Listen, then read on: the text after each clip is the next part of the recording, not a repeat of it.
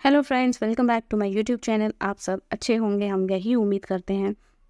और हम आज एक नई वीडियो लेके आए हैं जिसमें हम छोटी छोटी ग्रामर मिस्टेक्स कैसे कर जाते हैं, आर्टिकल्स कहाँ कैसे यूज़ करने होते हैं, वो सारी मिस्टेक्स को लेके हम अपनी इंग्लिश को कितना बेहतरीन बना सकते हैं, उसको ध्यान रखते हुए मैंने आज अपनी एक वीडियो बनाई है जो आपको ज़रूर पूरी एंड तक देखनी है। बीच में देख के छोड़िएगा नहीं।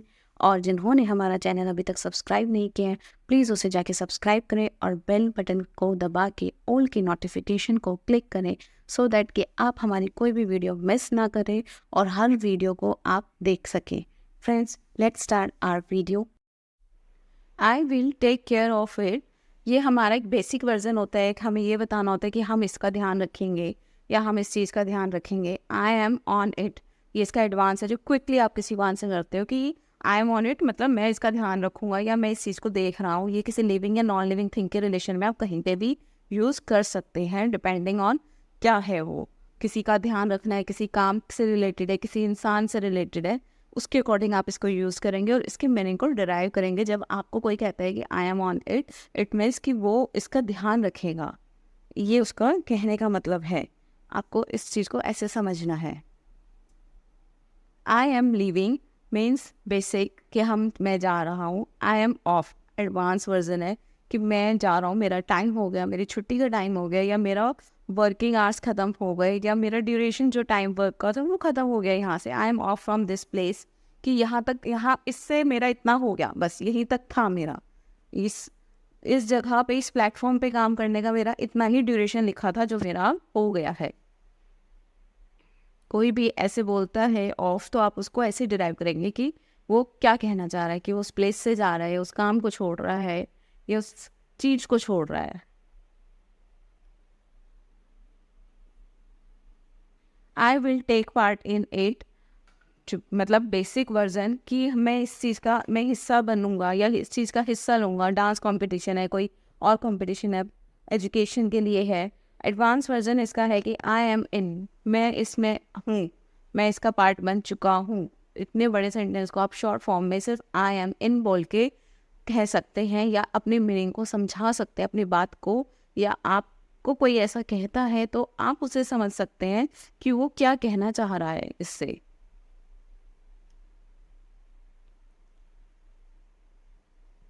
आई want take part in it, मैं इसमें हिस्सा नहीं लूँगा, मैं इस काम का पार्ट नहीं बनूँगा, मैं इस कंपटीशन में नहीं पार्ट लूँगा।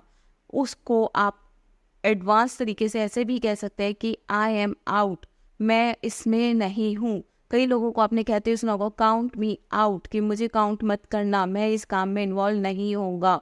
तो उसी को आप एडवांस वर्जन में आई एम आउट बोल रहे हैं कि मैं इसमें हिस्सा नहीं लूँगा, मेरी इसमें कोई पार्टिसिपेशन नहीं होगी, या मैं इससे कोई ताल्लुक नहीं रखूँगा, इस प्रोफेशन से या इस काम से।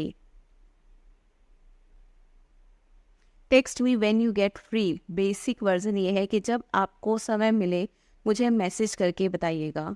Hit me up when you get free, कि जब आप फ्री हो जाएं तो मुझे बताइएगा। टेक्स्ट मी की जगह अब आप हिट मी अप यूज़ करेंगे कि आप मुझे बताइएगा। कोई आपको कहता है हिट मी अप, तो उसका मतलब आप ये मत समझिएगा कि वो आपको मार रहा है या आपको मारने के लिए कह रहा है, वो आपसे कॉन्टैक्ट करने के लिए कह रहा है।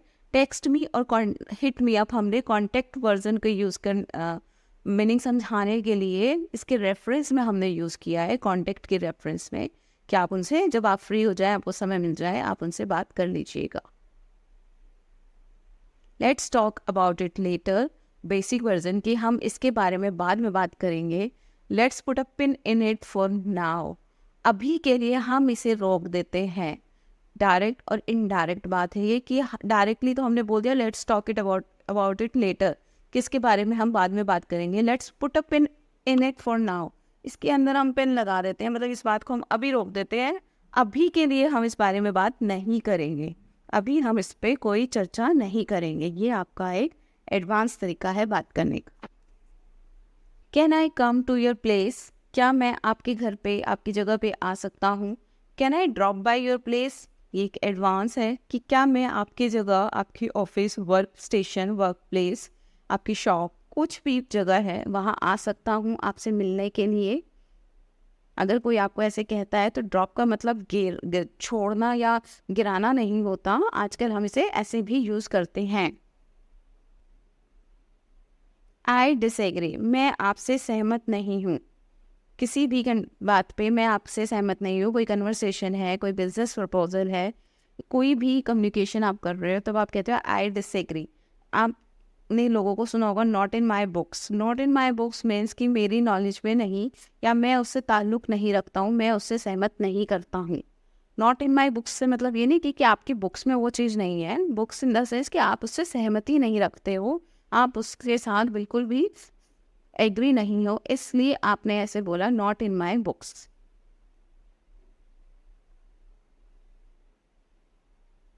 You are so kind. You are so kind it's basic कि आप बहुत ही दयालु हैं या बहुत ही अच्छी हैं। You have a heart of gold it's कि आपका दिल सोने जैसा है। सो काइंड वर्ड हम बहुत टाइम से यूज़ करते आ रहे हैं, पुराना वर्ड है। आजकल लोग कहते हैं ना he is the man of golden heart, कि उसका दिल एकदम सोने जैसा है, खरा सोना है एकदम, कि वो बहुत प्योर है, उसके मन में कोई गलत भावनाएं नहीं है किसी के लिए। इसलिए भी हम ऐसे बोलते हैं किसी के मन को बताने के लिए कि उसकी कितनी अच्छी सोच है हमारे लिए। I like you, basic version कि मैं आपको पसंद करता हूँ। I like you. I am into you. I am into you is an advance version कि मैं आपको पसंद करता हूँ बहुत ज़्यादा। आपको पसंद करना इसका मतलब ये नहीं कि आप एक लड़का या लड़की ही एक दूसरे को पसंद करते हैं या प्यार करते हैं। आप किसी को किसी भी फॉर्म में एडमायर करने के लिए, कोई बड़ा है, कोई किसी को मदरली फिगर, किसी को फादरली फिगर, किसी को ब्रदर, किसी को सीनियर, किसी को बॉस, एज ए गुरु भी आप किसी को पसंद करते हैं, आप उस चीज़ के लिए भी लाइक वर्ड यूज़ कर सकते हैं। लाइक का वर्ड मीनिंग सिर्फ एक ही नहीं रह जाता है जो हम सुनते आ रहे हैं।